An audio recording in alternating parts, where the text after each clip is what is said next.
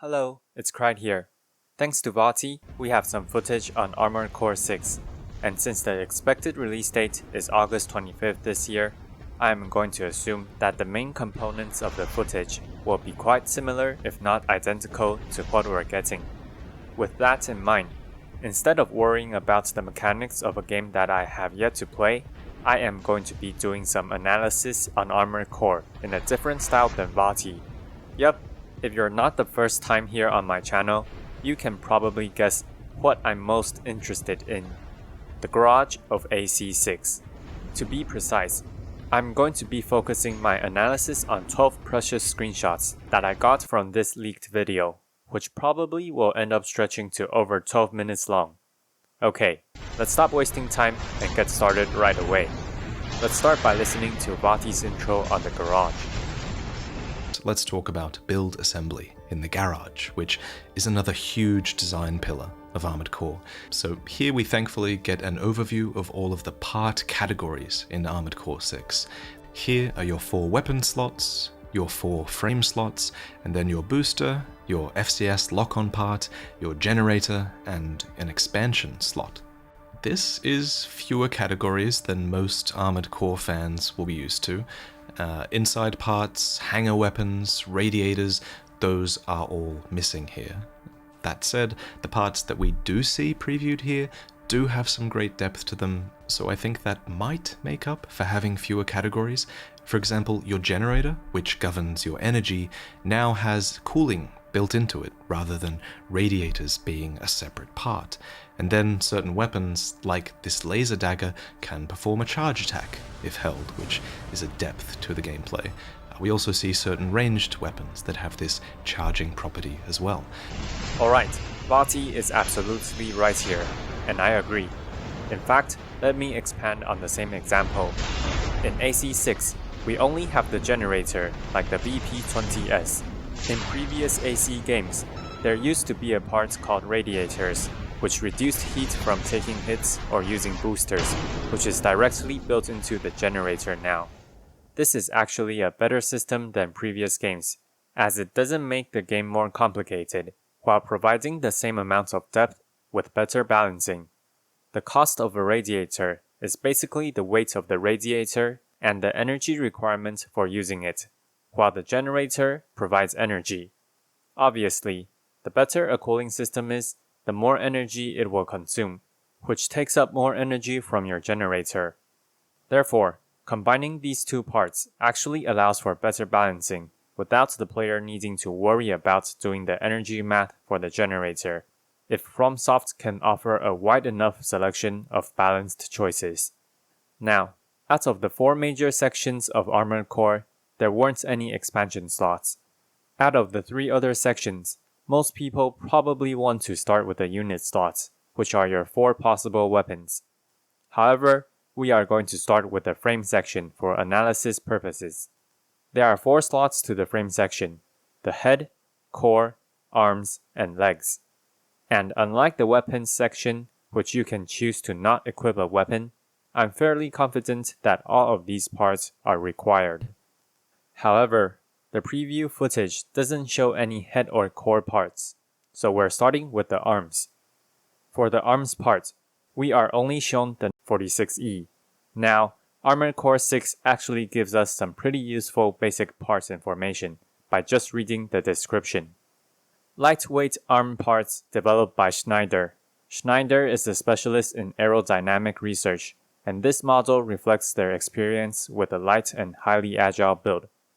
I mean, from the looks, it does indeed look a lot lighter than the alternatives. Now, let us examine the stats carefully. The AP here stands for armor points, which is basically how much life your Armored Core has. If this reaches 0, you fail your mission. Now, from the looks of the mech, you can infer that the current setup for this particular AC is on the lightweight side in general. If we divide the AP we're getting from the arms part by the total AP, we can guess that arms of equivalent weight usually contributes to roughly 20% of your max HP. Next, arms load limit is going to be how much weapon weight you can carry. As for the firearm specialization, sadly, we have no point of reference, so I am not entirely sure what it does. As for the last two stats, the way they are represented is probably reversed from what you're thinking. You probably expect lightweight pieces to have a bar that's not really filled. However, from the description, we note that these arms are fairly lightweighted, and the white bar is quite filled. The heavier an arm is, the lower this bar will be, because in Armored Core terms, being light is something good, which will fill up the bar. This is the same for energy load.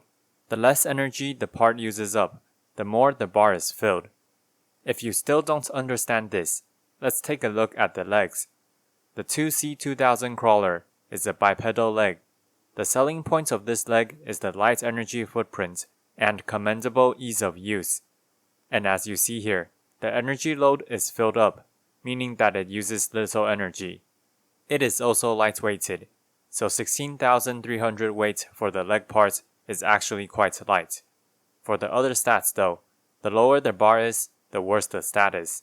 Thankfully, they separated the stats to make this a bit less confusing. Now, there's also a load limit to these legs, which is how much weight you can carry. I am not entirely sure if this includes the weight of the legs themselves.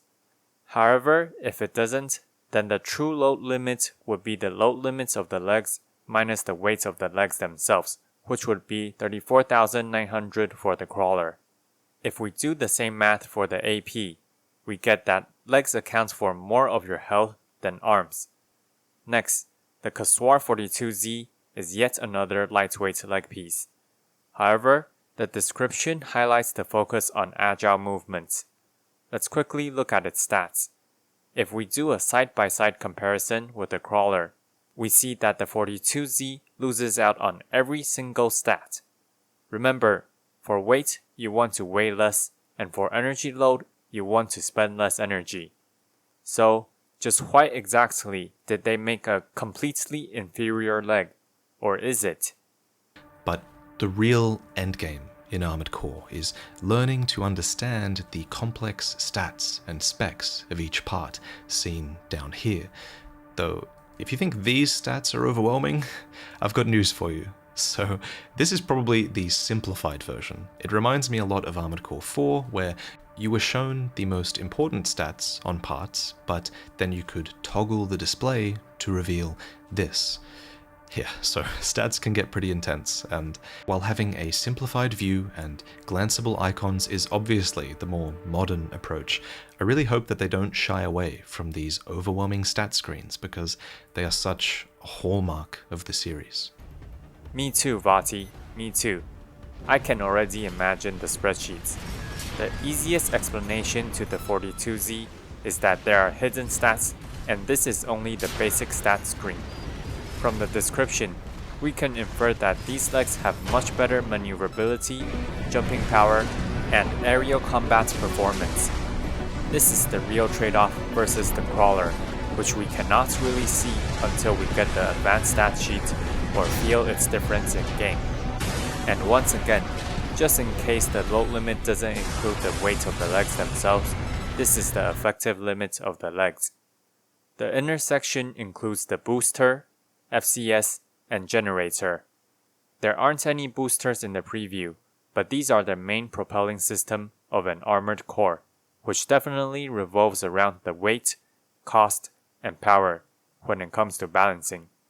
You can definitely expect something that ranges from a more lightweight, low power, and more energy efficient booster to a heavier, more powerful, and energy costly booster. Next, the FCS stands for Fire Control System, which is the target lock-on system for armored cores. They determine attributes like the lock-on speed, distance, and maximum targets.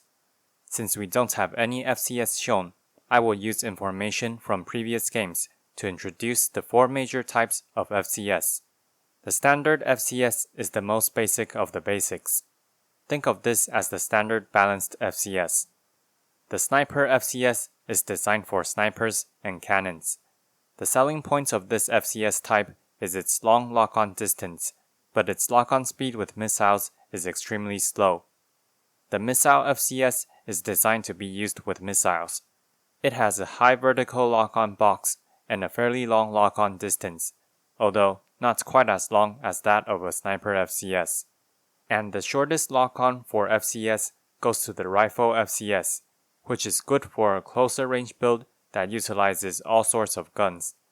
These have a wide horizontal lock-on box, which allows you to dodge sideways a ton and still keep your targets locked on. Next is the generator. The first generator displayed was actually tapped out so quickly I can't even get a clear screenshot, even if I go frame by frame. This is the main tank generator. Since I can't read the description, we might as well move on to the next one to get a comparison. The VP20S generator is a lightweight generator whose strong selling point is its lightweight coupled with passable stats in other departments. From the bottom of the screen, we can see that the main tank stats are represented by the white bars. AC6 actually gives us a really clear comparison of the basic stats. From this, we can infer that the main tank's greatest selling point is its cooling speed and emergency cooling speed. Our third generator is the VP20D. From the description, we know that the main focus of the VP20D is its energy output.